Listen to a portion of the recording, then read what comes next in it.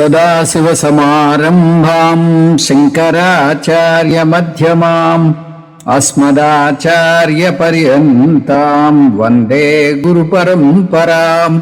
హరి ఓం శ్రీ గురుభ్యో నమః. హరి ఓం. ఏకాదశ ఉపనిషత్తుల సారంలో మనం 31వ తరగతిలో ఉన్నాం. ఈరోజు మాండూక్యోపనిషత్తులో అధ్యాయం 3, దీని పేరు అద్వైత ప్రకరణం. దీన్ని అధ్యయనం చేయబోతున్నాం. ఈ అద్వైత ప్రకరణాన్ని అధ్యయనం చేయబోతున్నాం. ఇందులో 48 కారికలు ఉన్నాయి. మాండూక్య ప్రకరణాలన్నింటిలోకి చాలా ముఖ్యమైనటువంటి ప్రకరణం ఇది. ఆ మాటకు వస్తే వేదాంత గ్రంథాల్లోనే అపురూపమైన మాణిక్యం. అద్వైత జ్ఞానం గురించిన స్పష్టమైన అవగాహన ఏర్పడాలంటే ఈ ప్రకరణాన్ని స్పష్టంగా అర్థం చేసుకుంటే చాలు.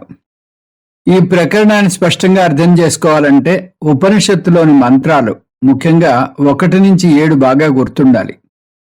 అలాగే మొదటి అధ్యాయంలోని కారికలు 10 నుంచి 18 వరకు బాగా గుర్తుండాలి. ఎందుకంటే ఈ అధ్యాయంలోని బోధ వీటిని ఆధారం చేసుకుని సాగుతుంది. పునాది బలంగా లేకపోతే భవంతి ఎలా గట్టిగా నిలబడదో, అలాగే ఈ మొదటి అధ్యాయంలోని ఈ మంత్రాలు, ఈ కారికలనే పునాది బలంగా లేకపోతే అద్వైత వేదాంతం అనే భవంతి గట్టిగా నిలబడదు మీ మనస్సులో. ప్రపంచోపశమం శాంతం శివం అద్వైతం, ఇది మంత్రం 7లో వచ్చింది. మంత్రం 7లోని ప్రపంచోపశమం పదం యొక్క వివరణే మనకి వైతథ్య ప్రకరణము అనే 2వ అధ్యాయంలో 2వ ప్రకరణంలో వచ్చింది. దాన్ని అది జగత్తు యొక్క మిథ్యాత్వ నిశ్చయం చేసిందని కూడా చూసాం. జగత్ అంటే మాండూక్యంలో ఉన్నంత వరకు ఆత్మ యొక్క 3 పాదాలు అనే విషయం మర్చిపోకూడదు. ఈ అధ్యాయం అద్వైతం అనే పదం యొక్క వివరణ. అందువలన ఈ అధ్యాయానికి అద్వైత ప్రకరణం అని పేరు వచ్చింది. ఇందులో గౌడపాదాచార్యుల వారు తురీయ వర్ణన లోతుగా చేయబోతున్నారు. బ్రహ్మ సత్యం జగన్మిథ్య, ఇది వేదాంత సారం. గౌడపాదాచార్యుల వారు జగన్మిథ్యాత్వ దర్శనాన్ని 2వ అధ్యాయంలో చేయిస్తే బ్రహ్మ యొక్క సత్యత్వ దర్శనాన్ని ఇప్పుడు 3వ అధ్యాయంలో చేయబోతున్నారు. పాదత్రయ మిథ్యాత్వం వైతథ్య ప్రకరణం, చతుర్థ పాద సత్యత్వం అద్వైత ప్రకరణం. అద్వైతం పదం బ్రహ్మకు పర్యాయ పదం. బ్రహ్మ లేదా ఆత్మ చైతన్య స్వరూపం అని చూశాం. బ్రహ్మకు అద్వైతం పదం వాడడం వల్ల ఉపనిషత్తు ఏం సూచిస్తోంది? అద్వైతం అంటే ద్వితీయం లేనిది, అంటే రెండోది లేనిది. దీని అర్థం బ్రహ్మ 2గా విభజించబడలేదు, ఉన్నదొక్కటే బ్రహ్మ. అంటే బ్రహ్మ నానాత్వంగా మారలేదు, అంటే బ్రహ్మ జగత్తుగా విభజించబడలేదు, అంటే బ్రహ్మ నుంచి జగత్తు పుట్టలేదు. ఈ దశలు అర్థమయ్యాయనుకుంటాను. బ్రహ్మ అంటే అద్వైతం, అద్వైతం అంటే 2గా విభజించబడలేదు, కాబట్టి బ్రహ్మ నుంచి జగత్తు రాలేదు, కాబట్టి బ్రహ్మ నుంచి సృష్టి జరగలేదు. అందువల్ల అజాతివాదం సత్యం. ఇవి ఈ అధ్యాయంలో మనం చూడబోయే దశలు. అజాతివాదం అంటే జాతికి చెందినది కాదు, సృష్టి నిజంగా జరగలేదని నిరూపించే వాదన. ఈ అజాతివాదంను అంత తేలిగ్గా జీర్ణించుకోలేరు, కానీ ఇది వేదాంత శాస్త్రంలోని అత్యున్నత శిఖరం. ఈ శిఖరాన్ని చేరుకునేదాకా అద్వైతాన్ని నేర్చుకుంటూనే ఉండాలి. మాండూక్యోపనిషత్తులో అనేక రకాలుగా అజాతివాదం సత్యం నిరూపించుకుంటూ వస్తారు గౌడపాదాచార్యుల వారు. అంటే బ్రహ్మ నుంచి సృష్టి జరగలేదు అంటారు. కానీ ఓం ప్రథమంగానే మీకు సందేహం రావచ్చు. 2వ అధ్యాయంలో జగత్ మిథ్య అన్నారు, ఇప్పుడేమో అసలు సృష్టే జరగలేదు అంటున్నారు. ఈ రెండిట్లో ఏది సత్యం? దానికి జవాబు 2 సత్యమే. ముందు అధ్యాయంలో జగత్ మిథ్య అంటే మిథ్యా జగత్తు యొక్క సృష్టి జరిగింది అని దీని అర్థం. ఇప్పుడు సృష్టి జరగలేదు అంటున్నాం. సగం గ్లాసు ఖాళీగా ఉంది అన్న, సగం గ్లాసు వరకే నీళ్లు ఉన్నాయన్న ఒకటే అర్థం కదా. అలాగే మిథ్యా సృష్టి జరిగింది అంటే నిజంగా సృష్టి జరగలేదు అని అర్థం. మిథ్యా జాతివాదం ఈజ్ ఈక్వల్ టు అజాతివాదం. మిథ్యా జాతివాదం అంటే మిథ్యా జగత్తును స్వీకరించడం, అజాతివాదం అంటే జగత్తు పుట్టలేదు అనడం. గౌడపాదాచార్యుల వారే నేను అజాతివాదాన్ని బోధించబోతున్నాను అని ఉపోద్ఘాతంలో ఇస్తారు. కారిక 2లో అతో వక్ష్యామ్యకార్పణ్యమజాతి సమతాం గతం యదా న జాయతే కించిజ్జాయమానం సమం తతః. నేను ఎటువంటి దుఃఖం లేని, దురదృష్టకరం కాని, కాలానికి లొంగని, వికారాలు లేని తురియం గురించి బోధిస్తాను అంటున్నారు గౌడపాదులు. అకార్పణ్యం అంటే సంసారరహిత తురియం. అజాతి అంటే కార్యకారణ విలక్షణం. జాతి అంటే పుట్టుక లేదా సృష్టి. అజాతి అంటే సృష్టి లేనిది అని అర్థం. అందువల్ల మాండూక్య కారికలను అజాతివాద అని కూడా అంటారు. అజాతివాదం అంటే కార్యకారణ విలక్షణ బ్రహ్మ గురించి బోధ. యదా న జాయతే కించిత్, తురియం కారణం కాదు, దాని నుంచి ఏది పుట్టలేదు అని నేను బోధించబోతున్నాను అంటున్నారు గౌడపాదులు. తురియం కారణం కాదు అంటే తురియం కార్యకారణ విలక్షణం అని అర్థం చేసుకోవాలి. జాయమానం సమంతతః, సృష్టి జరిగినట్టు కనిపిస్తున్నా కూడా అది ఎలా మన భ్రమో, ఎలా నిజంగా సృష్టి జరగలేదో నిరూపిస్తాను అని కూడా అంటున్నారు. స్వప్న ప్రపంచం నుంచి లేస్తే ఎలా మిథ్యగా తేలిపోతుందో అదే విధంగా ఈ జాగ్రత్త ప్రపంచం పంచభూతాల నుంచి వచ్చిందని, అవి కూడా సృష్టింపబడ్డాయని నేర్చుకున్నా కూడా జాగ్రత్త ప్రపంచం కూడా మిథ్యానే నిరూపించబోతున్నారు. అందువల్ల తురీయం కార్యకారణ విలక్షణం. ఈ నేపథ్యంతో ఈ అద్వైత ప్రకరణంలోకి అడుగు పెడదాం. ఈ అధ్యాయాన్ని ప్రధానంగా 4 అంశాలుగా విభజించవచ్చు. అవి: మొదటిది సృష్టి నిషేధ వాదన. ఇవి మొదటి కారిక నుంచి 30 కారికల వరకు విస్తరించబడి ఉన్నాయి. రెండోది సృష్టి శృతి తాత్పర్యం. మూడోది అమనీభావ మనోనాశ. ఈ 2-3 అంశాలు 31 నుంచి 39 వరకు చెప్పబడ్డాయి. 4 మనోనిగ్రహ లేదా నిధిధ్యాసనం. 3 అమనీభావ లేదా మనోనాశ. 2-3 అంశాలు 31 నుంచి 39 వరకు విస్తరించబడ్డాయి. 4వ అంశం మనోనిగ్రహ లేదా నిధిధ్యాసనం. ఇది 40 నుంచి 47 కారికల వరకు వివరించబడ్డాయి. ఉపసంహారం 5వది, ఆఖరిది, కారిక 48. ఇప్పుడు మొదటి అంశం చూద్దాం.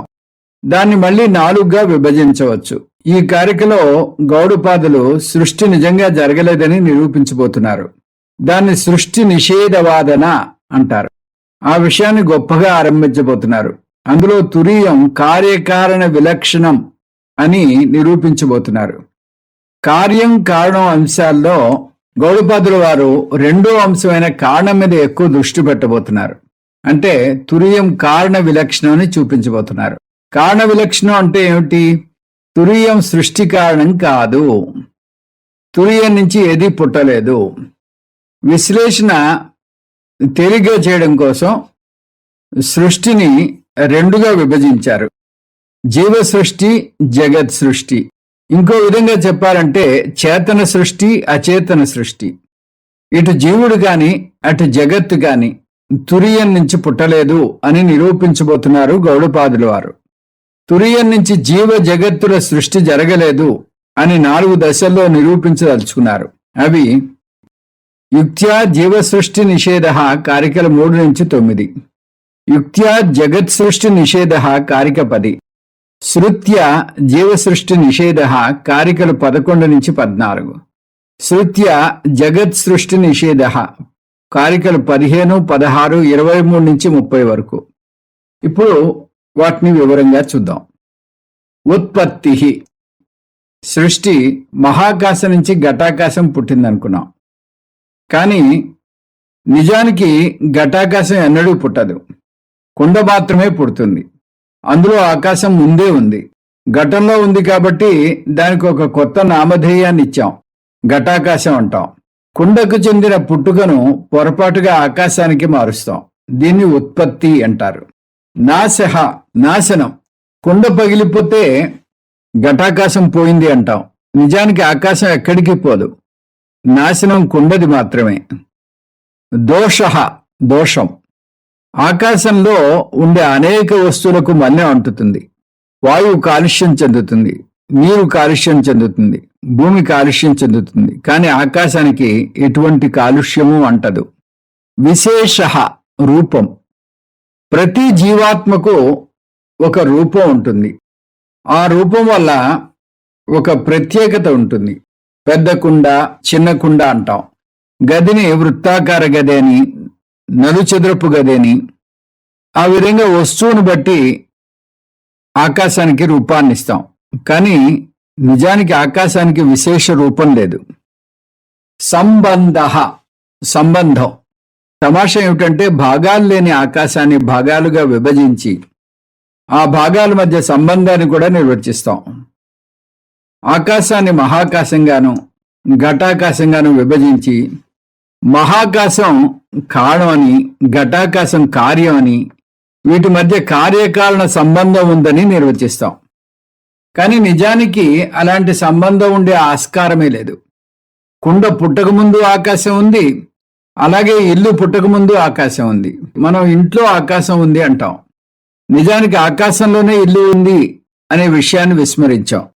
ఆ విధంగా ఘటాకాశం మఠాకాశం గురించి 5 పొరపాట్లు చేస్తున్నాం. అవి ఉత్పత్తి, నాశ, దోష, విశేష, సంబంధ.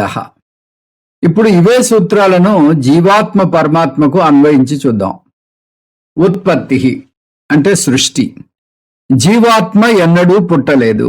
జీవాత్మ అంటే జీవ ప్లస్ ఆత్మ కార్యకరణ సంఘాతంలో ఉన్న ఆత్మను జీవాత్మ అంటారు. ఆత్మ అంటే చైతన్యం. కార్యకరణ సంఘాతం శరీరం అంటే ఆత్మను శరీరి అంటారు. శరీరం పుడుతుంది కానీ శరీరి ఎన్నడూ పుట్టదు. అందువల్ల జీవాత్మ పుట్టిందనడం పెద్ద పొరపాటు. నాశనం. జీవాత్మ మరణిస్తుందనేది ఇంకొక పెద్ద పొరపాటు. జీవాత్మకు ఎన్నడూ మరణం లేదు. న జాయతే మ్రియతే వా కదాచిత్ నాయం భూత్వా భవితా వా న భూయః అజో నిత్యత్ శాశ్వతోయం పురాణో న హన్యతే హన్యమానే శరీరే. ఆత్మ ఎన్నడూ పుట్టదు, మరణించదు. ఆత్మను కప్పిన శరీరం మరణించిన ఆత్మ ఎన్నడూ మరణించదు. దోష మలినం. ఆత్మకు ఎన్నడూ మలినాలు అంటావు. ఆత్మ అయిన నేను శుద్ధ ముక్త బుద్ధ చైతన్య స్వరూపాన్ని. దోషాలు శరీరానికి మనస్సుకు చెందుతాయి. కానీ వాటిలో ఉన్న చైతన్యమైన నాకు ఏ విధమైన దోషాలు అంటావు. నమే ద్వేష రాగౌ నమే లోభమోహౌ మదో నైవ మేనైవ మాత్సర్య భావః న అర్ధో న చార్ధో న కామో న మోక్షః చిదానంద రూప శివోహం. విశేష అంటే రూపం. ఆత్మనైన నాకు ప్రత్యేకించి రూపం గాని గుణాలు గాని లేవు. నేను పుడితేనే కదా నాకు ఒక వివరణ వచ్చేది. ఏదైనా చెప్పాలంటే శరీరం గురించి చెప్పాలి కానీ ఆత్మనైన నాకు ఏ గుణాలు అంటావు. నాంత ప్రజ్ఞం న బహిప్రజ్ఞం నోభయతో ప్రజ్ఞం న ప్రజ్ఞానఘనం న ప్రజ్ఞం నా ప్రజ్ఞం. మాండూక్యోపనిషత్తు 7వ మంత్రం. సంబంధం ఇది అన్నింట్లోకి పెద్ద పొరపాటు. సర్వవ్యాపకమైన చైతన్యాన్ని 2గా విభజిస్తాం. నేను జీవాత్మను, నేను పరమాత్మ నుంచి పుట్టాను అనుకుంటాం. నిజానికి నేను చైతన్యాన్ని. చైతన్యమైన నాకు చావు పుట్టుకలు లేవు. నిజానికి చైతన్యపరంగా నేను పరమాత్మ ఒకటే.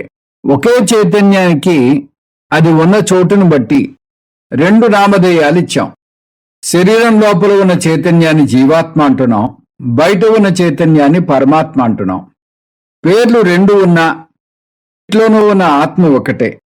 ఒకచోట ఒక గీత గీసి ఈ గీతకి ఇటువైపు కర్ణాటక అని అటువైపు తమిళనాడు అని అంటున్నాం. కానీ ఉన్నదొకటే సర్వవ్యాపకమైన ఆకాశం. నిజానికి జీవాత్మ పరమాత్మ మధ్య సంబంధం లేదు. కానీ సంబంధం గురించి మాట్లాడి తీరాలి అని ఒకవేళ మీరు అన్నట్లయితే ఐక్య సంబంధం గురించి చెప్పవచ్చు. జీవాత్మ పరమాత్మ ఐక్యం అంటే ఇంకా కార్యకారణ సంబంధానికి ఆస్కారం ఇది. అందువల్ల జీవాత్మ పరమాత్మ నుంచి పుట్టలేదు. యుక్త్యా జగత్ సృష్టి నిషేధ. కారిక 10. ఈ కారికలో తర్కం ద్వారా జగత్ సృష్టి జరగలేదని నిరూపించబోతున్నారు గౌడపాదులు. కార్యకరణ సంఘాతం అయిన వ్యష్టి మనశ్శరీరాలు జగత్ పరమాత్మ నుంచి సృష్టించబడ్డాయి. నిజమే, కానీ అవి మాయ చేత సృష్టింపబడ్డాయి. మాయకే స్వతంత్రంగా ఉనికి లేదు. స్వప్నంలో ఉన్నంత వరకు స్వప్నం నిజంగానే అనిపించినట్టుగా ఈ జాగ్రత్త ప్రపంచంలో ఉన్నంత వరకు మాయాశక్తి సృష్టించిన ఈ ప్రపంచమే నిజం అనిపిస్తుంది. కానీ దానికి విడిగా ఉనికి లేదు. కాబట్టి అది కూడా స్వప్నం 2 కిందకి వస్తుంది. స్వప్నం 2లో ఉన్నంత వరకు ఒక స్వాప్నికునికి తన స్వప్నం ఒక స్వప్నంగా తెలియదు. దాని నుంచి లేచాకే అతనికి తెలుస్తుంది. దీనివల్ల మనం గ్రహించాల్సిన అంశం మనకు అనుభవంలోకి వచ్చినంత మాత్రాన అది నిజమై తీరాలని లేదు. అలాగే జాగ్రత్త ప్రపంచాన్ని అనుభవిస్తాం, అందులో వ్యవహారం నడుపుతాం, అది ప్రయోజనకరంగా ఉంటుంది. కానీ తురీయానికి లేస్తే అది సత్యం కాదు. నిజానికి వైతథ్య ప్రకరణం స్వప్న దృష్టాంతంతోనే మొదలైంది. ఆదిక్యే సర్వసామ్యే వా. సర్వసామ్యం అంటే సమానం, ఆదిక్య అంటే ఇంకొక దానికన్నా గొప్పవి. అంటే పశుపక్షాదుల దేహాలతో పోలిస్తే దేవతల దేహాలు గొప్పవి. అయినా ఈ శరీరాలన్నీ మిథ్యే. నా ఉపపత్తిర్హి విద్యతే. బుద్ధి సత్యం అని నిరూపించడానికి తర్కం లేదు. నేను చూస్తున్నాను కాబట్టి అది సత్యం అంటాం. కానీ గౌడపాదులు మీరు స్వప్న ప్రపంచాన్ని కూడా చూస్తున్నారు, కానీ అది నిజమా అంటున్నారు. నిజానికి ఈ విషయం వివరంగా ముందే చూసాం. ప్రయోజనం ఉంది, బాహ్యంగా ఉంది, నాకు భిన్నంగా ఉంది, స్పష్టంగా ఉంది. ఇవేవి జాగ్రత్త ప్రపంచం సత్యం అని నిరూపించలేవు. అందువల్ల జాగ్రత్త ప్రపంచం మిథ్య, స్వప్న ప్రపంచంలాగా. దీంతో రెండో అంశం కూడా అయిపోయింది. ఆకాశ దృష్టాంతం ద్వారా జీవ సృష్టిని నిషేధిస్తే స్వప్న దృష్టాంతం ద్వారా జగత్ సృష్టిని నిషేధించారు. ఆకాశ దృష్టాంతేన జీవ సృష్టి నిషేధ, స్వప్న దృష్టాంతేన జగత్ సృష్టి నిషేధ. శృత్య జీవ సృష్టి నిషేధ. కారికలు 11 నుంచి 14 వరకు. కారిక 11 3వ అధ్యాయంలో రసాదయో హి ఏ కోశ వ్యాఖ్యాత స్థైత్రీయకే తేషామాత్మా పరో జీవ ఖం యదా సంప్రకాశిత. రెండో ఉదాహరణగా బృహదారణ్యకోపనిషత్తు నుంచి మధుబ్రాహ్మణాన్ని తీసుకున్నారు గౌడపాదులు. ఈ ఖండంలో ఉపనిషత్తు వ్యష్టిపరంగా కొన్ని అంగాలను, సమష్టిపరంగా కొన్ని అంగాలను జత తీసుకుంది. వ్యష్టిపరంగా ఆధ్యాత్మికం అంటే సమష్టిపరంగా అధిభూతం. ఉదాహరణ, ఆ జంటలో పృథివీ, శరీరం, జలం, రేతస్సు, అగ్ని, వాక్కు. వ్యష్టిలో ఉన్న బ్రహ్మను జీవాత్మ అంటే, సమష్టిలో ఉన్న బ్రహ్మను పరమాత్మ అంటారు. పదాలు వేరు, కానీ వస్తువు ఒకటే. ఒక చిన్న అలలోనూ పెద్ద సముద్రంలోనూ అధిష్టానంగా ఉన్న నీరు ఒకటే. ఆ జంటల ద్వారా ఈ విషయాన్ని నిరూపిస్తోంది బృహదారణ్యకం. తేజోమయ పురుష అంటే సమష్టి ఉన్న బ్రహ్మ, శరీర అంటే శరీరంలో ఉన్న బ్రహ్మ, అయమేవ సహ అంటే రెండూ ఒకటే. దాన్ని ఇక్కడ గౌడపాదాచార్యుల వారు ఉటంకిస్తున్నారు. అయమేవ సహ యోయమాత్మ ఇదం అమృతం ఇదం బ్రహ్మ ఇదగుం సర్వం. ద్వయోర్ద్వయోహో, ఆ రెండిటి యందు అంటే అధిదైవ అధ్యాత్మాలు రెండిటి యందు. ఉదాహరణకు అధిదైవం ఆదిత్యుడు అయితే చక్షువు ఆధ్యాత్మికం. ఆదిత్యుడు చక్షువుకు అధిష్టాన దేవత. పరం బ్రహ్మ ప్రకాశితం, ఒక అధిష్టాన బ్రహ్మను ఉపనిషత్తు వివరించింది. మధు జ్ఞానే, మధు బ్రాహ్మణంలో జ్ఞాని అంటే ఇక్కడ బ్రాహ్మణం. గౌడపాదాచార్యుల వారు ఈ మధు బ్రాహ్మణంలోని ఒక జంటను ఉదాహరణ కిందకు తీసుకున్నారు. అది పృథివీ శరీరం జంట. పృథివ్యాం సమష్టిలోని పృథివిలో ఉన్న బ్రహ్మ, ఉదరే చైవ వ్యష్టిలోని పృథివిలో ఉన్న బ్రహ్మ ఒకటే. వ్యష్టిలోని పృథివీ అంటే శరీరం, శరీరం కూడా మట్టితో చేయబడింది. ఉదరం అంటే నిజానికి కడుపు. ఇక్కడ దాన్ని శరీరానికి ఉపలక్షణంగా తీసుకోవాలి. ఇప్పుడు ఈ వాక్యం మొత్తం అర్థం చూస్తే పృథివిలో ఉన్న బ్రహ్మ, శరీరంలో ఉన్న బ్రహ్మ ఒకటే. యదాకాశ ప్రకాశితః. ఎలాగైతే శరీరంలో ఉన్న ఆకాశము శరీరం బయట ఉన్న ఆకాశం ఒక్కటిగానే ఉంటుందో, అలాగే శరీరంలో ఉన్న బ్రహ్మ పృథివిలో ఉన్న బ్రహ్మ ఒకటే. శరీరంలో ఉన్న బ్రహ్మను జీవాత్మని, పృథివిలో ఉన్న బ్రహ్మను పరమాత్మని అన్న రెండిట్లోనూ అధిష్టానంగా ఉన్నది ఒకటే బ్రహ్మ. మళ్ళీ ఆ దశలన్నీ మనం చెప్పుకోవాలి. అందువల్ల జీవాత్మ = పరమాత్మ. పరమాత్మకు పుట్టుకలేదు కాబట్టి జీవాత్మకు కూడా పుట్టుకలేదు. జీవాత్మ కార్యం కాదు కాబట్టి పరమాత్మ కారణం కాదు. పరమాత్మ కారణం కాదు కాబట్టి పరమాత్మ కార్యకారణ విలక్షణం అద్వైతం. శృత్యా జగత్ సృష్టి నిషేధః. కారికలు 15, 16, 22 నుంచి 30 వరకు. జగత్ నిజంగా సృష్టింపబడలేదని శృతి వాక్యాల ద్వారా నిషేధించడం. శృతిలో బ్రహ్మ కారణం కాదు, జగత్తు కార్యం కాదు అని నిరూపించే వాక్యాలు అనేకం.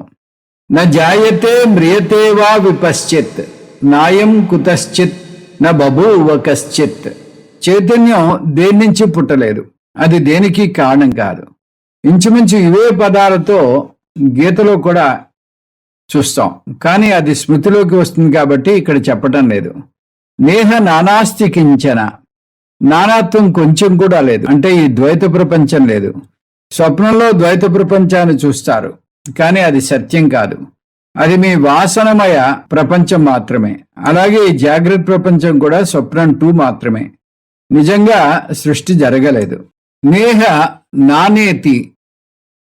ఈ కారికలో ఉపనిషత్తుల వాక్యాలను ఉటంకిస్తున్నారు గౌడపాదులు. నేహ నానేతి కఠోపనిషత్తులో వస్తుంది. ఇంద్రో మయాభిర్యత్యపి అజాయమానో బహుదా విజాయతే. పుట్టుకలేని బ్రహ్మ అనేక వస్తువులను సృష్టించాడంటోంది పురుష సూక్తం.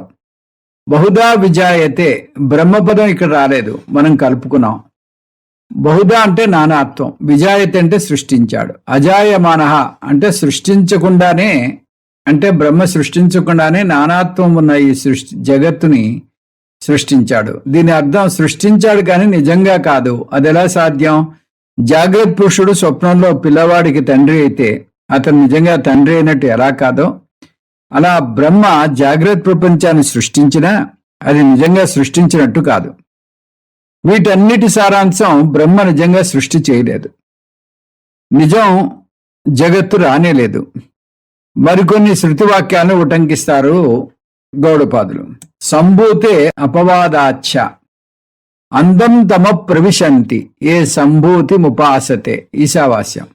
ఎవరైతే ప్రకృతి ఉపాసన చేస్తారో వారు చీకట్లో కరకు వెళ్తారు.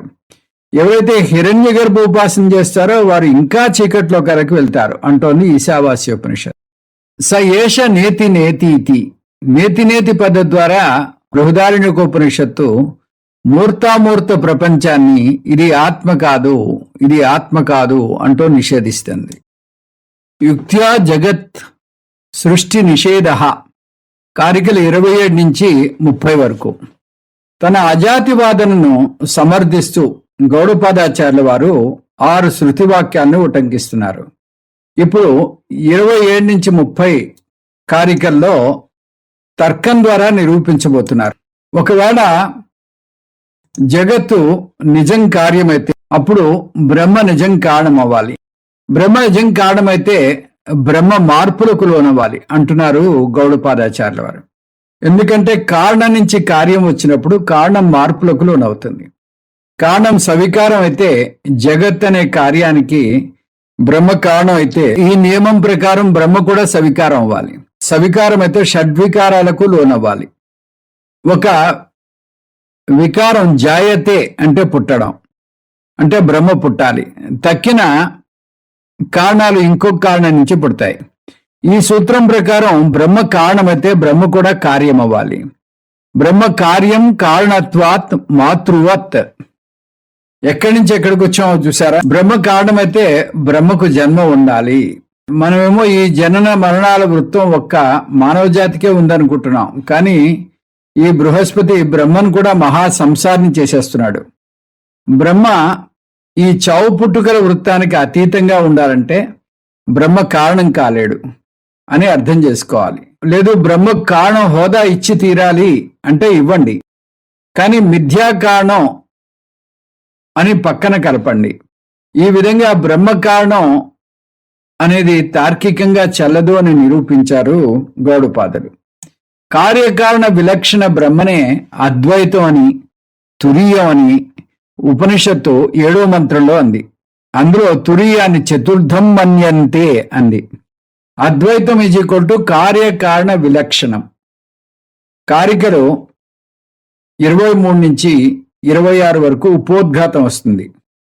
ఉపోద్ఘాతంలో బ్రహ్మ లక్షణాలు నేర్చుకుంటుంటే ఉపనిషత్తులో వచ్చిన బ్రహ్మ లక్షణాలు నేర్చుకుంటూ ఉంటే ఉపనిషత్తులో వచ్చిన బ్రహ్మ లక్షణాలు నేర్చుకుంటూ ఉంటే ఒక సమస్య ఎదురవుతుంది. కొన్ని లక్షణాలు పరస్పర విరుద్ధంగా ఉంటాయి. వాటిలో ముఖ్యమైన విరుద్ధ లక్షణాలు బ్రహ్మ నిర్వికారం, బ్రహ్మ జగత్ కారణం. ఈ 2 లక్షణాలకు పొత్తు కుదరదు. నిర్వికారం అంటే వికారాలు లేనిది, దేశకాలాలకు అతీతమైనది. అంతవరకు బాగానే ఉంది. కానీ వెంటనే ఉపనిషత్తు బ్రహ్మ జగత్ కారణం, అందులోనూ ఉపాదాన కారణం ఉంటుంది. నిర్వికారం అంటే వికారం లేనిది, దేశకాలాతీతమైనది. అంతవరకు బానే ఉంది. కానీ వెంటనే ఉపనిషత్తు బ్రహ్మ జగత్ కారణం, అందులోనూ ఉపాదాన కారణం ఉంటుంది. ఉపాదాన కారణం అనగానే దాని నియమం ఉపాదాన కారణం అనగానే దాని నియమం గుర్తురాక తప్పదు. ఉపాదాన కారణం కార్యంగా అవడానికి మార్పు చెందుతుంది.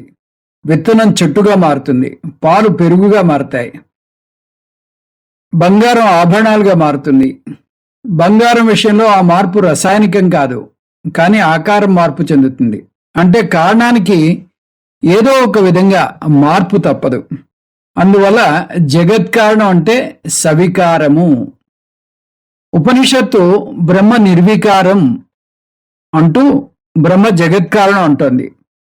అంటే కారణపదాన్ని తీసి సవికారం వేస్తే బ్రహ్మ నిర్వికారం, సవికారం అన్నట్టు కూడా అవుతుంది. ఇంత స్పష్టంగా ఉపనిషత్తు చెప్పకపోయినా దాని అర్థం అదే. బ్రహ్మ నిర్వికారం అయితే సవికారం అవ్వలేదు, సవికారం అయితే నిర్వికారం కాలేదు. ఒకే వస్తువులో 2 భిన్న లక్షణాలు ఇమడలేవు. రాముడు సన్నగా ఉన్నాడు, లక్ష్మణుడు లావుగా ఉన్నాడు అనగలం, కానీ రాముడు సన్నగా లావుగా ఉన్నాడు అనలేం. అలాగే ఒక వస్తువు బరువుగా తేలిగ్గా ఉంది అనలేం. అలాంటప్పుడు బ్రహ్మ నిర్వికారము సవికారం అని ఎలా చెప్పగలం? అలాగని ఏదో ఒక లక్షణాన్ని కూడా తీసుకోలేం. ఎందుకు? 2 లక్షణాలు ఒకే వేద నుంచి వచ్చాయి. మనకు నచ్చిన లక్షణాన్ని మనం ఎన్నుకుంటే, నాకు నచ్చిన లక్షణాన్ని నేను ఎన్నుకుంటాను అంటాడు పూర్వపక్షి. అలా ఎవరికి తోచిన లక్షణం వారు ఎన్నుకొని తక్కిన లక్షణాలను తోసిపుచ్చితే బ్రహ్మకు ఏ లక్షణము లేకుండా పోతుంది. అందువల్ల 2 లక్షణాలను తీసుకోక తప్పదు. దీనికి ఒకటే మార్గం అంటున్నారు గౌడపాదులు. 2 భిన్న లక్షణాలు ఒక వస్తువులో ఉండి తీరాలి అంటే దానికి ఒకటే మార్గం. అందులో ఒకటి సత్య లక్షణం, ఇంకోటి మిథ్యా లక్షణం అయి ఉండాలి. ఒకటి ఉన్నత స్థాయికి చెందిన సత్యం, ఇంకొకటి తక్కువ స్థాయికి చెందిన సత్యం అయి ఉండాలి. నేను స్వప్నంలో ఊరంతా తిరిగి వస్తాను, కానీ మంచం మీద చలనం లేకుండా పడుకుని ఉన్నాను. అది సాధ్యమే. ఎందుకంటే స్వప్న ప్రపంచం ప్రాతిభాసిక సత్యానికి చెందితే జాగ్రత్త పురుషుడు వ్యవహారిక సత్యానికి చెందినవాడు అవుతాడు. దాన్ని సత్తాభేదం లేదా స్థాయి భేదం అంటారు. అందువల్ల పడుకునే ముందు కడుపు నిండా తిని హాయిగా సొమ్మసిల్లి పడుకుంటే స్వప్నంలో ఆఖరికి అలమటించిపోతాడు. ఈ భిన్న లక్షణాలను స్వీకరించాలంటే ఒకటి సత్యం, ఇంకోటి మిథ్య అవ్వాలి. నిర్వికారమో సవికారమో మిథ్య అవ్వాలి. మిథ్యాపదాన్ని వాడడం ఇష్టం లేకపోతే వ్యవహార సత్యం అనొచ్చు. ఈ రెండిట్లో ఒకటి పారమార్థిక సత్యం అయితే ఇంకోటి వ్యవహార సత్యం అవుతుంది. ఇదొక్కటే మార్గం. కానీ ఇంకా సమస్య అలానే ఉంది. ఈ రెండిట్లో ఏది సత్యం, ఏది మిథ్య? వారు నిర్వికారాన్ని సత్యంగాను సవికారాన్ని మిథ్యగాను తీసుకోవాలి అంటున్నారు గౌడపాదులు. బ్రహ్మ సవికారత్వం మిథ్య అయితే సహజంగానే సవికారత్వాన్ని సూచించే కారణ హోదా కూడా మిథ్య అవ్వాలి. అంటే బ్రహ్మ నిజంగా సృష్టి కారణం కాదు. బ్రహ్మ నిజంగా సృష్టి కారణం కాదు అంటే బ్రహ్మ మిథ్యా కారణం అవుతాడు. మనం ఒక్క మెట్టు ఎక్కుతూ వెళుతున్నాం. బ్రహ్మ నిజంగా కారణం కాదు సృష్టికి. బ్రహ్మ నిజంగా కారణం కాకపోతే బ్రహ్మ నుంచి వచ్చిన ఈ జగత్తు కూడా నిజంగా కార్యం కాదు. మిథ్యా కారణం.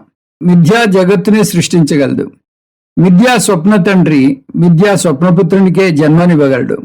అందువల్ల జగత్తు మిథ్య, బ్రహ్మ మిథ్యా కారణం కాబట్టి దాని నుంచి పుట్టిన జగత్తు కూడా మిథ్య ఇవ్వాలి. దీనికి ఏమిటి ఆధారం? ఉపనిషత్తే. సృష్టి శృతి తాత్పర్యం. జీవాత్మ పరమాత్మల ఐక్య బోధక వాక్యాలను తీసుకుని తద్వారా పరమాత్మ కార్యకారణ విలక్షణం అని బోధిస్తున్నారు. బాగానే ఉంది. కానీ అవే ఉపనిషత్తులో అనేక వాక్యాలు జీవ పరమాత్మల భేదాన్ని సూచిస్తాయి. అంతేకాదు జీవాత్మ పరమాత్మ నుంచి పుట్టింది అనే వాక్యాలు వస్తాయి. వాటి సంగతి ఏమిటి? ద్వాసుపర్ణ సయుజా సఖాయ సమానం వృక్షం పరిషస్వజాతే. 2 పక్షులు ఒకే వృక్షం మీద ఉన్నాయి. ఒకటి పిప్పలం పండును తిని రకరకాల రుచులను ఆస్వాదిస్తోంది. ఇంకోటి తినకుండా సాక్షిగా చూస్తోంది. ఇక్కడ ద్వైతం స్పష్టంగా తెలుస్తోంది. యదా సుదీప్త పావకాత్ విస్ఫులింగాః సహస్రశః ప్రభవంతే సరూపాః. ఎలాగైతే జ్వలిస్తున్న అగ్ని నుంచి నిప్పురవ్వలు పుడతాయో అలాగే పరమాత్మ నుంచి జీవాత్మలు పుడతాయి. ఇక్కడ పరమాత్మ కారణమని, జీవాత్మ కార్యమని ఉపనిషత్తే స్పష్టంగా చెప్పింది. ఉపనిషత్ తనను తాను ఖండించుకుంటోంది. అది బోధించేది భేదాన్న, ఐక్యాన్న? దీనికి జవాబు శాస్త్రంలోనే దొరుకుతుంది. శాస్త్రం మన్నేమి అయోమయంలో పడేయటం లేదు. కాకపోతే మనమే శాస్త్రాన్ని సరిగ్గా అర్థం చేసుకోవాలి. ఆత్మజ్ఞానం పొందాలంటే శాస్త్రం యొక్క శ్రవణం, మననం, నిధిధ్యాసంలో చేయాలి. ద్వైతం గురించి చెప్తాయి నిజమే, కానీ సందర్భం వచ్చినప్పుడల్లా ద్వైతాన్ని తీవ్రంగా విమర్శిస్తాయి. ఒకచోట కాదు, అనేక చోట్ల.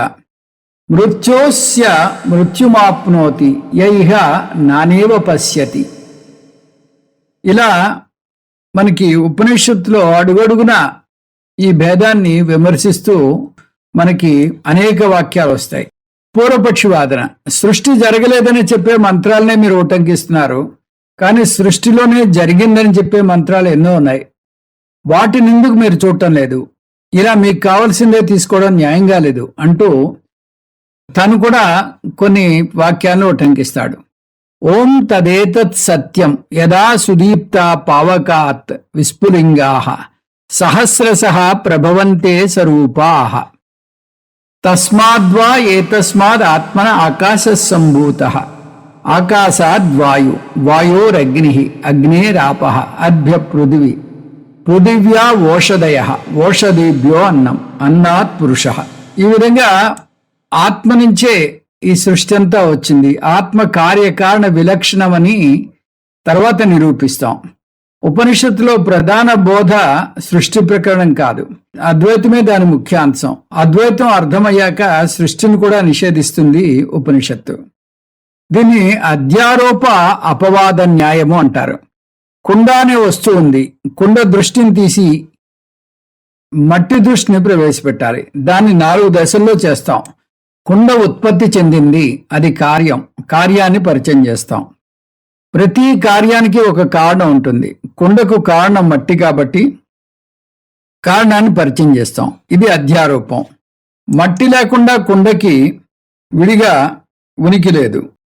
కార్యాన్ని నిషేధిస్తాం. కుండ అనే కార్యాన్ని నిషేధిస్తే మట్టికి కారణత్వ హోదా లేదు. కారణత్వాన్ని నిషేధిస్తాం. దీన్ని అపవాదము అంటాం. చివరికి మిగిలింది కార్యకారణ విలక్షణమైన మట్టి మాత్రమే. ఇది అపవాదం. ఈ విధంగా కుండ దృష్టి నుంచి మట్టి దృష్టికి వచ్చాం. కుండకు మట్టికి కార్యకారణ సంబంధం వాడలేము, ఎందుకంటే మట్టి లేకుండా కుండకు విడిగా ఉనికి లేదు.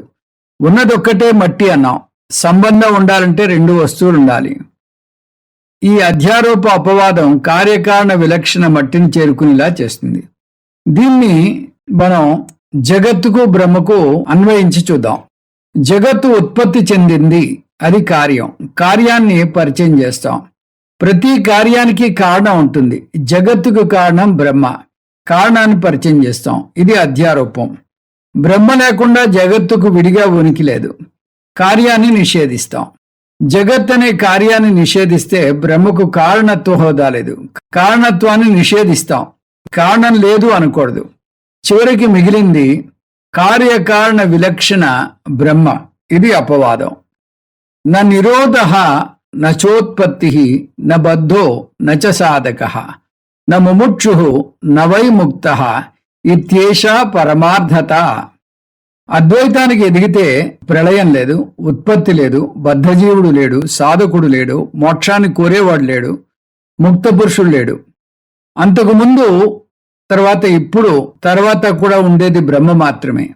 మధ్యలో ఏమైనా ఉంటే అది అయోమయం తప్ప మరేమీ కాదు. కొంచెం కూడా భేదం లేదు. సజాతీయ విజాతీయ స్వగత భేద నా సంతి.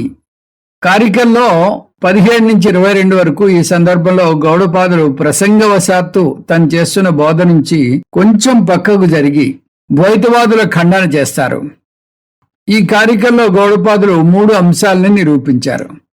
మోక్షం అంటే ద్వైతం నుంచి ద్వైతానికి ప్రయాణం కాదు. మోక్షం అంటే ద్వైతం నుంచి అద్వైతానికి ప్రయాణం. ద్వైతం నుంచి అద్వైతానికి ప్రయాణం శారీరకంగా కాదు, మానసికంగా. ఆత్మజ్ఞానం అమనీభావ. కారికలు 31 నుంచి 39 వరకు.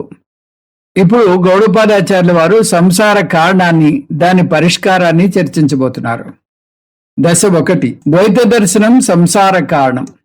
అద్వైతం సత్యం, ద్వైతం మిథ్య అనే విషయం తెలియక ద్వైతాన్ని సత్యంగా తీసుకోవడమే సంసారం. ద్వితీయాద్వై భయం భవతి. రెండోది ఉంటేనే భయం వేస్తుంది అంటుంది బృహదారణ్యకోపనిషత్తు. అహరహర్ బ్రహ్మగమయతి. ప్రతి రాత్రి ఆనందాన్ని అనుభవిస్తూ ఉంటాం సుషుప్తిలో. అంటే ద్వైతం ఉంటే సంసారం ఉంటుంది అని మనకి శృతిపరంగా తెలుస్తోంది. ద్వైతమే సంసార కారణం అని తెలుస్తోంది. దశ 2. మనస్సే కారణం. ఇప్పుడు ద్వైత దర్శనం ఎప్పుడవుతున్నది అనే అంశాన్ని లోతుగా విశ్లేషిస్తే అది మన మనస్సు పనిచేస్తున్నప్పుడే అవుతుందని అర్థమవుతుంది. జాగ్రత్త అవస్థలో మనసు పూర్తిగా వెచ్చుకున్న పువ్వులాగా ఉంటుంది. అన్ని ఇంద్రియాల సహాయంతో జాగ్రత్త ప్రపంచంలో వ్యవహారం నడుపుతుంది. స్వప్నావస్థలో మనస్సు సగం వెచ్చుకున్న పువ్వులా ఉంటుంది. అంటే ఇంద్రియాలు పనిచేయవు, కానీ మనస్సు యొక్క చిత్తం పనిచేస్తుంది.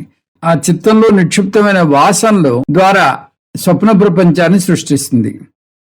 సుషుప్తిలో మనస్సు కూడా పడుకున్నప్పుడు ద్వైత ప్రపంచము లేదు, దానివల్ల ఏర్పడిన సంసారము లేదు. జాగ్రత్త స్వప్నావస్థలో ద్వైతము ఉంది, సంసారం ఉంది. దీనివల్ల మనం ఏర్పరిచే ఉపసిద్ధాంతం మనస్సు మేలుకుని ఉంటేనే సమస్య ఉంది, మనసు పడుకుని ఉంటే సమస్య లేదు. మనస్సే సంసారానికి కారణం. మన ఏవ మనుష్యాణం కారణం బంధమోక్షయో. అందువల్ల పాపం జగత్తుని నిందించి లాభం లేదు. మీరు గాఢ నిద్రలో ఉండగా మీ పక్కన కొండ చెలువునా కూడా మీకేం భయం అయ్యదు. మనోనాశే సతి ద్వైతం నైవ ఉపలభ్యతే. అందువల్ల మోక్షం పొందాలనుకుంటే మీ మనస్సును నియంత్రించుకోవాలి. మీరు జగత్తును నియంత్రించిన అవసరం లేదు, మీ పిల్లలను నియంత్రించిన అవసరం లేదు, మీ కింద ఉద్యోగులను నియంత్రించిన అవసరం లేదు, మీ పనివారిని నియంత్రించిన అవసరం లేదు. ఇవన్నీ సాధ్యమయ్యే పనులు కూడా కాదు. మనోనాశనం వేరు, మనోజయం వేరు. మనోజయం అంటే మనస్సు మిథ్య అని తెలుసుకోవడం. మనోనాశనం పదానికి 2 అర్థాలు చెప్పచ్చు. ద్వైత మిథ్యాత్వ నిశ్చయ. మనస్సును ఉపయోగించి జ్ఞానం ద్వారా ఎదురుగా కనబడే జగత్తు మిథ్య, బ్రహ్మ సత్యం అని అర్థం చేసుకోవడం. మనోమిథ్యాత్వ నిశ్చయం, ఇది రెండోది. అనాత్మ ప్రపంచంలోకి జగత్తు, శరీరం, మనస్సు కూడా వస్తాయి కాబట్టి మనస్సు కూడా మిథ్య అని అర్థం చేసుకోవడం. కుండ మిథ్య అని తెలిసాక కూడా కుండ వాడినట్టుగా మనస్సు మిథ్య అని తెలిసాక కూడా మనస్సును వాడతాడు జ్ఞాని.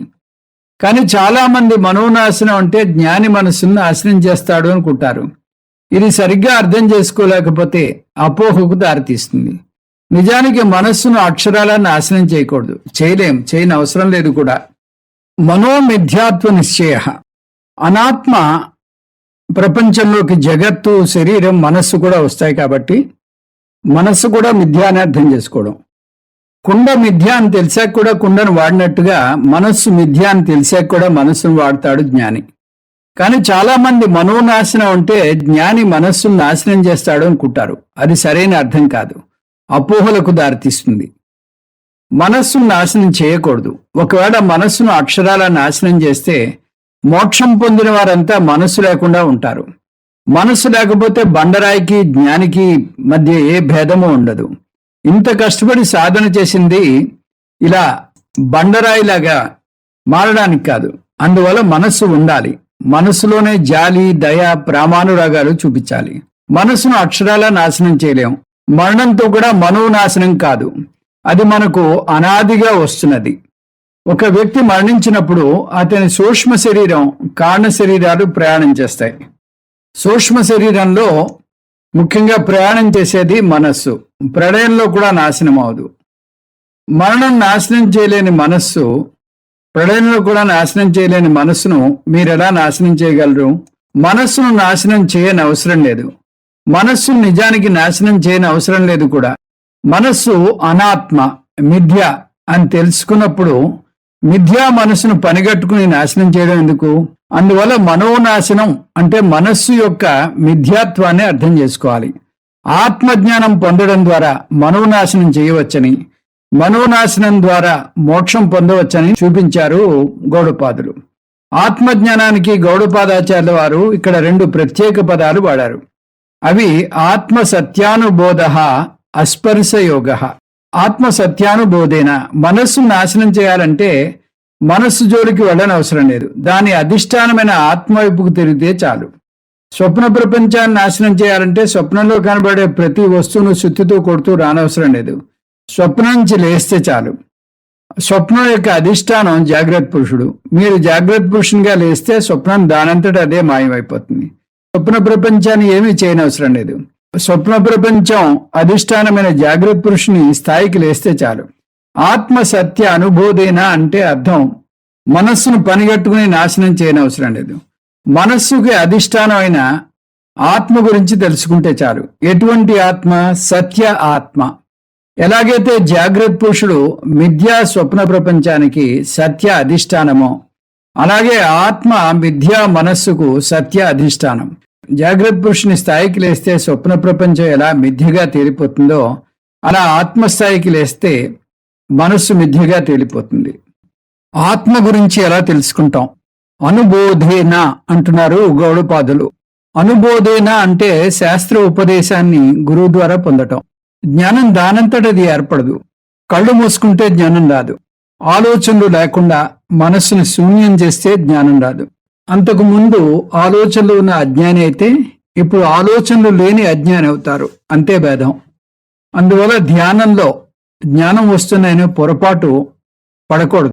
మీ కళ్ళు ఎంత సూదంట్రాయిలా ఉన్నా వాటిని మీరు స్వయంగా చూసుకోలేరు. వాటిని అద్దంలోనే చూసుకోవాలి. అలాగే జ్ఞానాన్ని గురుశాస్త్ర ఉపదేశం ద్వారానే పొందాలి. అప్పుడు అజ్ఞానంలో ఉన్న మీ మనస్సు జ్ఞానం పొందుతుంది. జ్ఞానం పొందిన మనస్సు ఏం చేస్తుంది? న సంకల్పయతే. నిజమైన ద్వైతాన్ని చూడడు. జ్ఞాని ద్వైతాన్ని చూస్తాడు, కానీ అదే నిజమని అనుకోడు. జ్ఞాని యొక్క మనస్సు ద్వైతాన్ని చూస్తుంది, కానీ ద్వైతంలో మమేకం చెందదు. అది మిథ్య అని అర్థం చేసుకుంటుంది. మిథ్యా జగత్తు ఉన్నా ఒకటే, లేకపోయినా ఒకటే. మిథ్యా ద్వైతం అన్నా, ద్వైతం లేదు అన్నా ఒకటే. మనః న సంకల్పయతే అంటే మనస్సు ద్వైతాన్ని చూడదు. అమనస్తాం తదా యాతి. జ్ఞానికి అలా ద్వైతాన్ని చూడని మనస్సు ఉన్నా లేనట్టే అర్థం. ఎందుకంటే అది అతనికి సంసారాన్ని కలుగజేయదు. అజ్ఞాని మనస్సు ద్వైతాన్ని చూసి దానివల్ల సంసారంలో పడవేస్తే, జ్ఞాని మనస్సు ద్వైతాన్ని చూడదు కాబట్టి సంసారంలో పడవేయదు. జ్ఞానం పొందిన మనస్సు తేలికగా ఉంటుంది. గ్రాహ్యభావే తదగ్రహం. చూడబడే దృశ్యాన్ని మిథ్యగా కొట్టివేస్తున్నాం కాబట్టి చూసే మనస్సుకు దృక్హోదా ఉండదు. అజం అనిద్ర మస్వప్నం అనాయకం అరూపకం సకృద్విభాతం సర్వజ్ఞం నోపచార కదంచన. తురియం పాదత్రయ విలక్షణం. తురీయం స్థూల శరీరం కాదు, సూక్ష్మ శరీరం కాదు, కారణ శరీరం కాదు. ఆ అర్థాన్నే ఈ కారికలో. అజం, అజం అంటే పుట్టుక లేనిది. పుట్టుక ఉన్నది స్థూల శరీరానికి. అందువల్ల అజం అంటే తురీయం. స్థూల శరీరం కాదు, స్థూల శరీరాన్ని విశ్వ అంటారు కాబట్టి తురీయం విశ్వ కాదు. అస్వప్నం, స్వప్నాన్ని చూసేది సూక్ష్మ శరీరానికి చెందిన మనస్సు. అస్వప్నం అంటే తురీయం సూక్ష్మ శరీరం కాదు. సూక్ష్మ శరీరాన్ని తైజస అంటారు కాబట్టి తురీయం తైజస కాదు. అనిద్రం, నిద్ర అంటే సుషుప్తి. సుషుప్తి కారణ శరీరానికి చెందినది. అనిద్రం అంటే తురీయం కారణ శరీరము కాదు.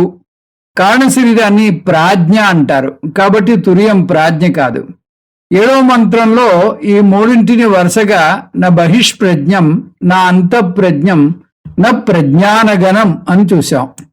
అవస్థాత్రయ విలక్షణం అహమస్మి, శరీరత్రయ విలక్షణం అహమస్మి, పాదత్రయ విలక్షణం అహమస్మి. అవస్థాత్రయం, శరీరత్రయం, పాదత్రయం ఇవి మిథ్యా నామరూపాలు. నేను సత్య అధిష్టానమైన తురీయాన్ని. అనామకం, స్థూల శరీరం, సూక్ష్మ శరీరం, కారణ శరీరం అనేవి నామాలు మాత్రమే. అనామకం అంటే నామరహితం అయినది తురీయం. ఆత్మ యొక్క 4 పాదాలు ఓంకారం యొక్క 4 మాత్రలతో పోల్చి చూశాం అంతకు ముందు. విశ్వ అంటే అకారం, తేజస అంటే ఉకారం, ప్రజ్ఞ అంటే మకారం, తురీయం అంటే అమాత్ర. అమాత్ర అంటే నిశ్శబ్దం. నిశ్శబ్దాన్ని వివరించలేం కాబట్టి అనామకం అంటుంది కారిక. అమాత్ర అంటే నిశ్శబ్దం. నిశ్శబ్దాన్ని వివరించలేం కాబట్టి అనామకం.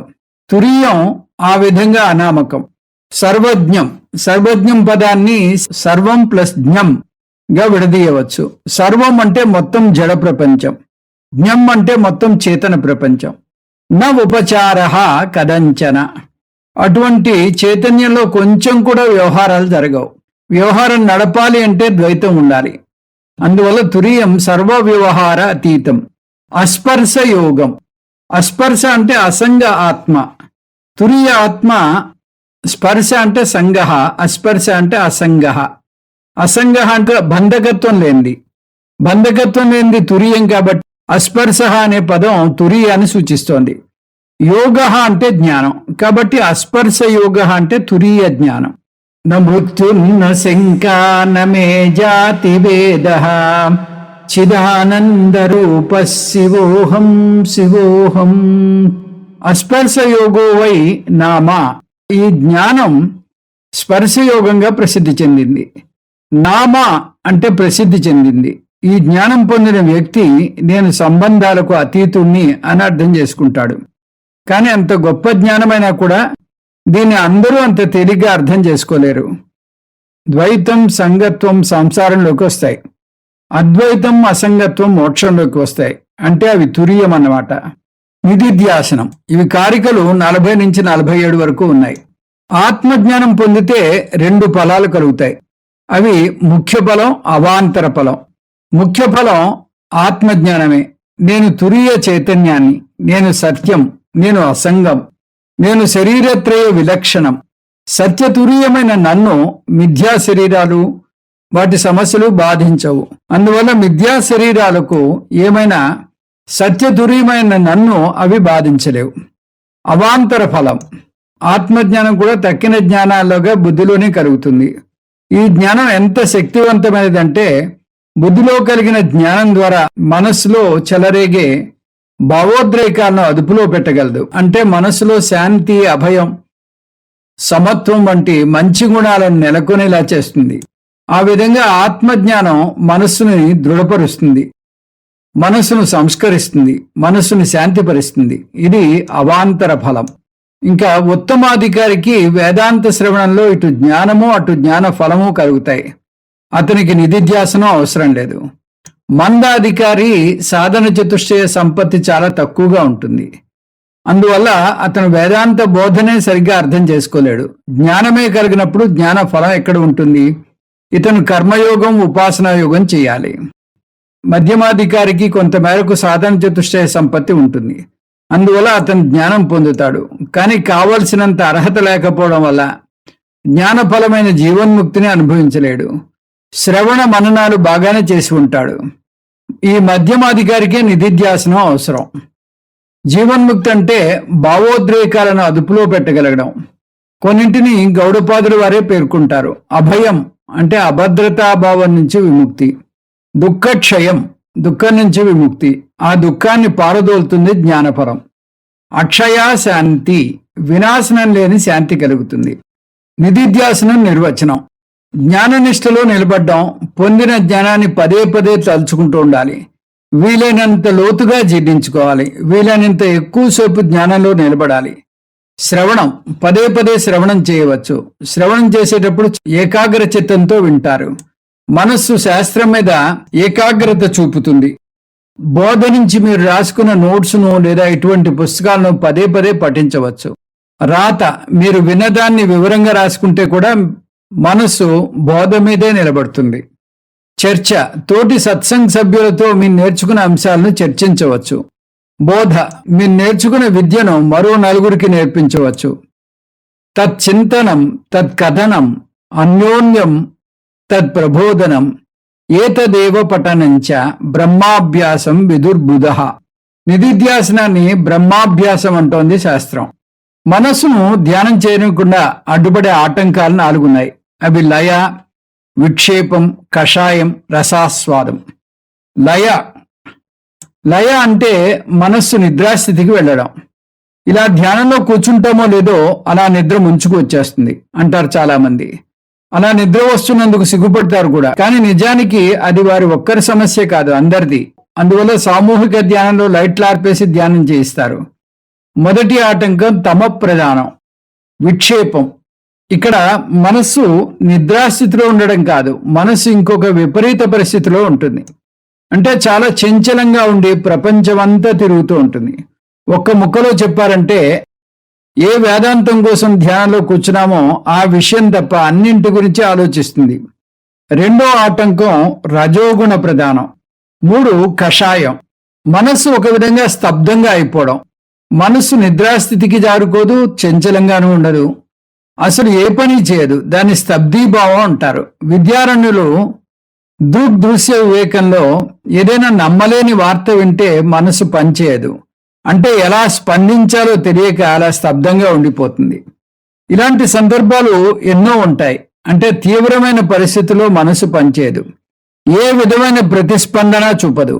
విపరీతమైన ప్రమాదాల్లో శరీరానికి నొప్పి తెలియదు, ఎందుకంటే మనస్సు పనిచేయడం ఆగిపోతుంది. ఇది శారీరక స్థాయిలోనే కాదు, భావోద్రేకాల స్థాయిలో కూడా జరుగుతుంది. విపరీత పరిస్థితుల్లో మనస్సు స్తబ్దంగా అయిపోతుంది. శంకర్ల వారు దాన్ని రాగ ద్వేష వీర్యం అంటారు. అందువల్ల తీవ్ర రాగద్వేషాలు అవ్యక్త స్థితిలో ఉంటే దాన్ని కషాయం అంటారు. ధ్యానంలో మనస్సు ఆ స్థితిలోకి వెళ్ళే ప్రమాదం ఉంది. 4 రసాస్వాదం. ఒక్కోసారి ధ్యానం ఒక విధమైన విశ్రాంతిని ఇస్తుంది, ఒక ఆహ్లాద భావాన్ని కలుగజేస్తుంది. ఎందుకంటే మనస్సు, బుద్ధి, శరీరం విశ్రాంతి పొందుతాయి కాబట్టి ఆనందం, హాయి, సుఖం కలుగుతాయి. వీటిని రసం అంటారు. ఈ ఆనందం ఆత్మానందం లేదా బ్రహ్మానందం కాదు, ఎందుకంటే ఈ ఆనందం శాశ్వతమైన ఆనందం కాదు, కేవలం ధ్యానంలోనే కలుగుతుంది. ధ్యానం నుంచి బయటకు రాగానే మటు మాయమైపోతుంది. ఈ రసాస్వాదం మంచిదే, అయినా కూడా దీంతో మురిసిపోకూడదు. ఎందుకంటే ఈ ఆనందంతో మురిసిపోతే వేదాంతాన్ని జీర్ణించుకోవడం చాలా కష్టం, అదొక ప్రతిబంధకం అవుతుంది. ఇంకా లయ, విక్షేపం, కషాయం, రసాస్వాదన తొలగించుకోవడానికి మార్గాలు చూద్దాం. ధ్యాన ప్రతిబంధకాల పరిహారాలు.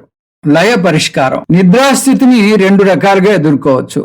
నిద్ర కలిగే కారణాన్ని తొలగించడం ద్వారా, రెండోది అభ్యాసం ద్వారా. ధ్యానంలో నిద్ర ఎందుకు వస్తుంది? శాస్త్రమే ప్రతి ఒక్క విషయం కూలంకషంగా చర్చిస్తుంది. మనం దాన్ని చదివి అర్థం చేసుకుంటే చాలు. అవి బహు అశనం, అజీర్ణం అంటే అతిగా తినడం, అజీర్ణం చేయడం. అతిగా తిని ధ్యానంలో కూర్చుంటే రక్త ప్రసరణ అంతా దానికే వెళ్ళిపోతుంది. అజీర్ణం చేస్తే కడుపు మందంగా ఉంటుంది, కడుపు మందంగా ఉంటే బుద్ధి మందంగా ఉంటుంది. నిద్రాశేషం ఇంకొక కారణం. శరీరానికి కొంత శాంతం, నిద్ర అవసరం. మీరు అతి ఉత్సాహంతో అర్ధరాత్రి 2 గంటలకు లేచి 6 దాకా ధ్యానం చేస్తే మీ మనస్సుకు, శరీరానికి కావలసిన విశ్రాంతిని భంగపరిచిన వారు అవుతారు. అప్పుడు అవి ఆగు, మాకు సమయం వస్తుంది, నువ్వు గీతాబోధలో కూర్చున్నప్పుడు నీ పని పడతా ఉంటాయి. అందువల్ల శరీరానికి మనసుకు తగినటువంటి విశ్రాంతినివ్వాలి.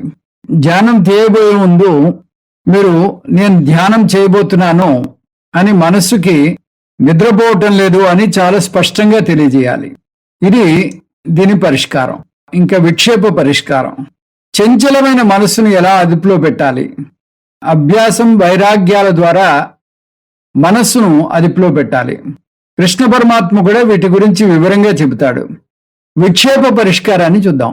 వైరాగ్యాన్ని పెంపొందించుకోవడం ఎలా? మీరు పెంచుకునే రాగమే మీకు దుఃఖహేతు అని మీరు పదే పదే మనసుకు చెప్పుకోవాలి.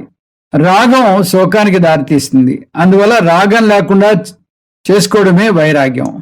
వైరాగ్యంలో జగత్తు దుఃఖహేతు అని అర్థం చేసుకుంటే, అభ్యాసంలో జగత్తు అనాత్మ అని పదే పదే తలుచుకోవాలి. అనాత్మ మిథ్య, మిథ్యా వస్తువు మీకు ఆనందాన్ని ఇవ్వలేదు అని గ్రహించాలి. జగత్తు నామరూపాలు మాత్రమే, అది ఎండబావి వంటిది. వైరాగ్యం, అభ్యాసం, విక్షేప పరిహారాలు. మూడవది కషాయ పరిష్కారం. అనేక కారణాల వల్ల మనసులో అనేక భావాలను అణగదొక్కి ఉంచుతాం. అవి కోపం, బాధ, దుఃఖం, అపరాధ భావన, ఈర్ష్య, ఏదైనా కావచ్చు. అవి మనస్సు విప్పి చెప్పుకోలేనివి. అవి మనస్సును స్తబ్దంగా చేయవచ్చు. అందువల్ల ధ్యానంలో కూర్చుంటే వీటి వల్ల మనస్సు స్తబ్దంగా అవ్వచ్చు. కానీ ఏ కారణం వల్ల మనస్సు అలా స్తబ్దమైందో తెలియదు. దానికి ఒకటే మార్గం. నిశ్శబ్దంగా కూర్చుంటే అణగదొక్కబడిన భావోద్రేకం నెమ్మదిగా పైకి వస్తుంది. సాధారణంగా గృహస్థాశ్రమంలో ప్రస్తుత సమస్యలే ఎన్నో ఉండడం వల్ల గతంలోని సమస్యల గురించి ఆలోచించే తీరిక ఉండదు. అందువల్ల ప్రశాంతంగా ఏ ఆశ్రమానికో వెళ్ళి కూర్చుంటే గతంలోని కొన్ని సంఘటనలు పైకి వచ్చే అవకాశం ఉంటుంది. అప్పుడు వాటిని పారదోలకూడదు. ఏడవాలనిపిస్తే మనస్ఫూర్తిగా ఏడవాలి. ఎందుకంటే అందువల్లనే చాలా మంది భగవంతుని ముందు బోరుని ఏడుస్తారు. లేదా ఎవరైనా స్వామీజీ దగ్గరికి వెళ్ళినప్పుడు ఏడుస్తారు. అది కూడా మామూలుగా కాదు, వెక్కి వెక్కి ఏడుస్తారు. అందువల్ల కషాయ విజాతీయ అంటారు గౌడపాదులు. ఏవైనా అణగదొక్కబడిన భావాలుంటే వాటిని బయటికి రానివ్వండి. ఎవరి మీదైనా అరవాళ్ళుంటే ఏ సముద్రపొడ్డుకో వెళ్ళి అరవండి. మొదట్లో కొన్ని రోజులు ధ్యానంలో ఏడుపు, కోపం, ఈర్ష్యల ప్రదర్శనలు ఉండొచ్చు. అవి చేయండి. మెల్లిమెల్లిగా అవి తగ్గిపోతాయి. ఇంకా రసాస్వాద పరిష్కారం. రసాస్వాదం వివేకంతో పరిష్కరించుకోవాలి. ధ్యానంలో నేను అనుభవించే ఈ ఆనందం తాత్కాలిక ఆనందం. దీనికి నేను బానిసను కాకూడదు. పైగా నా స్వరూపం పూర్ణత్వము. ధ్యానంలోనే కాదు, ఎప్పుడూ అసంగుణ్ణే. ఇలా వివేకంతో బుద్ధికి నచ్చజెప్పుకోవాలి. ఇంకా ఉపసంహారం 48వ కారిక. ఈ కారికతో ఈ అధ్యాయాన్ని ముగించబోతున్నారు గౌడపాదులు. అందువల్ల ముగించే ముందు 7వ మంత్రంలోని బోధను ఒక్కసారి గుర్తుకు తెస్తున్నారు. ఈ అధ్యాయానికి పేరు అద్వైత ప్రకరణం. ఆ మంత్రంలోని పదం నుంచే అద్వైతం అంటే కార్యకారణ విలక్షణం అని వచ్చింది. బ్రహ్మ కార్యము కాదు, కారణము కాదు. బ్రహ్మ కారణం కాదు అని చూపించాలంటే బ్రహ్మ నుంచి ఏమీ పుట్టలేదని నిరూపించాలి. అది ఈ కారికలో మళ్ళీ చూపిస్తున్నారు. కశ్చిత్ జీవః న జాయతే. ఏ జీవుడు కూడా పుట్టలేదు, జగత్తు కూడా పుట్టలేదని మనం కలుపుకోవాలి. జీవుడు జగత్తు పుట్టలేదని శృతి, యుక్తి, ప్రమాణాల ద్వారా ఖండించిన కారికలను ఇక్కడ గుర్తు తెచ్చుకోవాలి. 3 నుంచి 30 కారికల్లో ఖండించిన దాన్ని సగం పాదంలో మళ్ళీ గుర్తు తెస్తున్నారు గౌడపాదుల వారు. న కశ్చిత్ జాయతే జీవః. కార్యం అసలు లేదు. ఎందుకు లేదు? అస్య సంభవః న విద్యతే. జీవుడు ఎందుకు పుట్టలేదంటే జీవుడనే కార్యం రావడానికి అక్కడ కారణం లేదు. సంభవః అంటే కారణం. బ్రహ్మ కారణం కాదు. ఎందుకంటే బ్రహ్మ కార్యకారణ విలక్షణం. ఏతదుత్తమం సత్యం. ఉన్నదొక్కటే ఉత్తమమైన సత్యం. అదే పారమార్థిక సత్యం. అది స్వప్న ప్రపంచమైన ప్రాతిభాసిక సత్యం కన్నా, జాగ్రత్త ప్రపంచమైన వ్యవహారిక సత్యం కన్నా ఉన్నతమైనది. అందువల్ల ఉత్తమం సత్యం. ఈ పారమార్థిక సత్యం నుంచి కించిన్న జాయతే. ఏ కార్యము రాలేదు. కార్యపాదాలైన 1, 2 లేవు. కారణపాదాలైన 3 కూడా లేదు. తక్కిన 3 పాదాలు మిథ్య. తురియం మాత్రమే సత్యం. తురియం అంటే ఏమిటి? మీరే ఆ తురియం. దీంతో మనకి అద్వైత ప్రకరణం అయిపోయింది. వచ్చే క్లాసులో అలాత శాంతి ప్రకరణం తెలుసుకుందాం. దీంతో మనకి ఈ 3వ అధ్యాయం అయిపోయింది. వచ్చే క్లాసులో 4వ అధ్యాయంతో ఈ మాండూక్యోపనిషత్తు మనకి పూర్తవుతుంది. ఓం తత్సత్. సర్వం శ్రీకృష్ణ అర్పణమస్తు.